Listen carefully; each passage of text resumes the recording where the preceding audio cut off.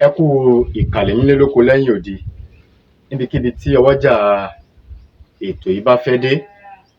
Mo kí yín tẹ̀sọ́ mo kí yín ti ológun. Bá mi wá nǹkan fìdílé, kí ẹ fìdílé nǹkan, kí a jọ gbádùn ara wa lénìí. Mo kí yín pé ẹ káàárọ̀, ẹ káàsán, ẹ káalẹ́. Ẹ rí pé tuntun mo tún mú wá. Eléyìí tí mo mú wá yìí tuntun ni. Mo máa sọ fún yín pé ọ̀tun náà ni tiwa, torí pé ọ̀tun lọ́jọ́ ń yọ. Dúpẹ́ lọ́wọ́ ẹ̀yin olólùfẹ́ mi pátápátá, ẹ̀yin tí ẹ ti subscribe, dúpẹ́ lọ́wọ́ yín. Ẹ̀yin tí ẹ ti subscribe, ẹ dákun, ẹ bá mi subscribe, ẹ bá mi share program, ẹ bá mi like. Nǹkan tí ò bá yé yín, ẹ lè béèrè béèrè, a ṣàlàyé fún yín dáadáa. Kí mo mú wá fún wa lónìí? Mo mú tuntun wá, mo mú oògùn ikọ́ wá. Ikọ́ fére, ikọ́ àwúgbẹ, ikọ́ téèyàn máa po ẹ̀jẹ̀ lẹ́nu, èyíkéyìí ikọ́, ikọ́ asthma, èyíkéyìí ikọ́ tó bá ń ṣèèyàn, àwọn tí ikọ́ yìí bá ń ṣe, Ọlọ́run á fún wọn lálàáfíà. Omi ara wọn, ẹ̀jẹ̀ ara wọn kò ní kọjú ìjà sí wọn.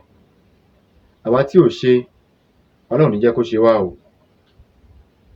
Aburú ò ní ṣẹlẹ̀ sí wa. A ní fàìsàn lògbà, a ní fi òkùnkùn lo ìgbà. Ṣé ẹ ti wá nǹkan fìdílé? Ṣé ẹ ti fìdílé nǹkan? Ẹ dákun, mo bẹ̀ yín ni. Ẹ̀yin olólùfẹ́ mi pátápátá, ẹ̀yin tí ẹ ti subscribe, ẹ̀yin tí ẹ ti subscribe, ẹ dákun bá mi subscribe. Babaláwo la bá jẹ́ ni, pásítọ̀ ni wá ní, èyíkéyìí tá bá wò jẹ́. Ẹ dákun, kò ń ṣe pé kẹ́ máa kọ àwọn nǹkan ilé lásán. Ẹ máa ṣe àwọn oríṣiríṣi àwọn iṣẹ́ tí mo mú wá yìí. Ẹ máa ṣe. Ìwọ babaláwo, ṣe fún oníbàárà ẹ. Kò sáburú bẹ́ẹ̀, á jẹ́ fún wa o. Eléyìí tí mo mú wá yìí náà ni oògùn ikọ́ asthma. Oògùn ikọ́ asthma. Kí la máa lọ wá? Fún oògùn ikọ́ asthma, bá mi lọ wá pẹ́pẹ́yẹ, akọ pẹ́pẹ́yẹ. Ṣó ti yé yín báyẹn? Odidi akọ pẹ́pẹ́yẹ kan òun la máa wá. Báwo la ṣe máa ṣe? Màá ṣàlàyé ẹ̀ fún wa. Ẹ káàbọ̀ sórí ìkànnì Àṣírí-Ewé àti Egbò bàbá wa. Orúkọ mi ni Dr. Aviz Abolade. Mo kí tẹ̀sọ́, mo kí tológun tó. Ẹ má bínú pé mi ò tètè kí yín. Bó ṣe ká mi lára sí, òun náà ni ó jẹ́ kí n sáré wá sórí atẹ́gùn. Torí pé èèyàn kan ló pè mí pé nǹkan báyìí. Ẹ máa wo ọ̀pọ̀lọpọ̀ ẹlòmíì, wọ́n máa rò pé gbogbo àwọn iṣẹ́ tá à ń filẹ̀ yìí bóyá kò pé. Ẹlòmíì á pè mí wá ní èló mo fẹ́ gbà kí n fún àwọn nídìí ẹ̀ tán. Bàbá, a dúpẹ́ fún Ọlọ́run. Àìsàn ní fara wa ṣe ibùgbé. Gbogbo tẹ́ bá bá lórí ìkànnì yìí pátápátá, bó ṣe wá náà ni mo ṣe gbé kalẹ̀ yẹn. Kò sí àfikún, kò sí àyọkúrò. Bí ó ṣe wá, òun náà ni mo ṣe gbé kalẹ̀ yìí. Báwọn bàbá wa ṣe kọ́ wa, òun náà lèmi náà ṣe ń kọ́ ẹ̀yin olólùfẹ́ mi yìí. Á bá wa lára mu o. Èyíkéyìí oògùn tá a bá ṣe, tá a bá ì tí ì ríṣẹ́, ẹ jẹ́ ká ṣe iṣẹ́ ajẹ́gùn sára. Ní gbogbo oògùn tó wà lórí ìkànnì yìí, ó débẹ̀.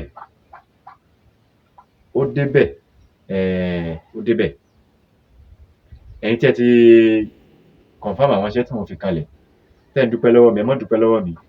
Ọlọ́run ọba Elédùmarè ni ọba tó yẹ kí ẹ dú ọpẹ́ fún. Ọlọ́run lọ́pẹ́ yẹ, èmi kọ́, Ọlọ́run ni. Ẹ wá bá mi give testimony lórí èyíkéyìí fídíò tí ẹ bá wò, tí tẹ́ ẹ ṣe, tí ó rí bí tí mo sọ pé yóò rí. Ẹ give testimony. Tẹ́ bá wá lo oògùn kan tí ò bá wá ṣiṣẹ́, ẹ jẹ́ ká tún lò míì. Torí pé ara tẹ́ ń wò yìí, ara yàtọ̀ sí ara. Ara ẹlòmíì ń jẹ́gùn, ara ẹlòmíì ò kí ń jẹ́gùn. Iṣẹ́ ajẹ́gùn ni kẹ́ ẹ lọ ṣe. Ọlọ́run ní dà wá láàmú. Ṣé eléyìí náà ni iṣẹ́ oògùn ikọ́ asthma mo mú wá lónìí? Bí a ṣe ń lo pẹ́pẹ́yẹ akọ, bí a ṣe fi ń tọ́jú asthma ni mo mú wá lénìí. ẹ bá mi lọ wá akọ pẹ́pẹ́yẹ. Akọ pẹ́pẹ́yẹ ni o, kò ń ṣe abo o. Akọ pẹ́pẹ́yẹ tó tóbi dáadáa. Akọ pẹ́pẹ́yẹ tó tóbi dáadáa. Bá mi wá. Ẹ wá pa pẹ́pẹ́yẹ yìí, ẹ pa sínú abọ́ kan, ẹ dù. Ṣé ẹ rí ẹ̀jẹ̀ yìí la fẹ́ lò?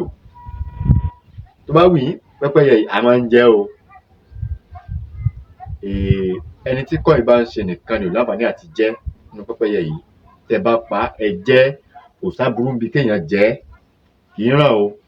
Ẹlòmíràn máa wò pé tó ń bá pẹ́pẹ́yẹ tó ń bá jẹ bóyá yóò ràn. Irọ́ ní ń jẹ́ bẹ́ẹ̀, kì í ràn. Ẹ̀jẹ̀ àjẹ́ ẹran ni. Ẹni tó bá ní iṣẹ́ yìí nìkan ni ò láǹfààní àti jẹ nínú ẹran yìí. Tí wọ́n ti wá pa pẹ́pẹ́yẹ yìí, á pa sínú ike kan. Á wá mú síbí, á máa fi pò ó. Bá ti pa ẹ̀jẹ̀ yẹn, torí pé ẹ̀jẹ̀ yẹn ò gbọdọ̀ dì. Á máa fi síbí, á máa fi rò ó papọ̀ tí ó di omi. Bá ti wá ń pò ó, tá ti pò ó, kò ní dì rárá. Bá ti wá pò bí ìṣẹ́jú méjì tí ò dì, torí ó máa di o. Á wá wá oyin tí a mọ̀ sí original honey. Ẹ dà sínú ẹ̀jẹ̀ pẹ́pẹ́yẹ yẹn. Ṣé ẹ ti dà sí i? Ẹ wá pò pọ̀. Ẹ pò dáadáa. Kí oyin yẹn kó yí papọ̀ mọ́ ẹ̀jẹ̀ yẹn, kó yí pọ̀ dáadáa. Bá ti yí papọ̀ dáadáa, tó ti yí papọ̀ mọ́ ẹ̀jẹ̀ yìí, bàbá, ẹni tí asthma bá mú, kó lò ó ní àárọ̀. Kó máa mu síbí kan àárọ̀, ọ̀sán, alẹ́. Lórí iṣẹ́ yìí, ẹ dúpẹ́ fún Ọlọ́run. Ikọ́ asthma, farabalẹ̀. Ìyìn pa ẹ́ báyìí. Farabalẹ̀, má ṣagídí. Ẹni tí ikọ́ yẹn bá mú, òun ni à ń lò fún o. Akọ pẹ́pẹ́yẹ, òun ni o. Akọ pẹ́pẹ́yẹ, ẹ̀jẹ̀ rẹ̀ òun la need. Ẹ pò ẹ̀jẹ̀ yẹn dáadáa, kò gbọdọ̀ dì o. Ẹ wá da oyin original sí. Ẹ pò papọ̀ dáadáa. Síbí kan. Farabalẹ̀, o ò tí ì kú báyìí. Síbí kan ní àárọ̀, síbí kan lọ́sàn-án, síbí kan ní alẹ́. Á bá wa lára mu o. Ọlọ́run á jẹ́ ká rí ṣe o. Á jẹ́ fún wa o. Á jẹ́ fún wa pẹ̀lú ògo Ọlọ́run. Ẹ má gbàgbé láti bá mi subscribe sórí ìkànnì yìí. Ẹ bá mi share program yìí. Ẹ bá mi like, kí ẹ comment. Nǹkan tí ò bá yé yín, ẹ béèrè lórí ẹ̀. Màá ṣàlàyé fún yín dáadáa. Ire o. Ó dìgbà kan náà.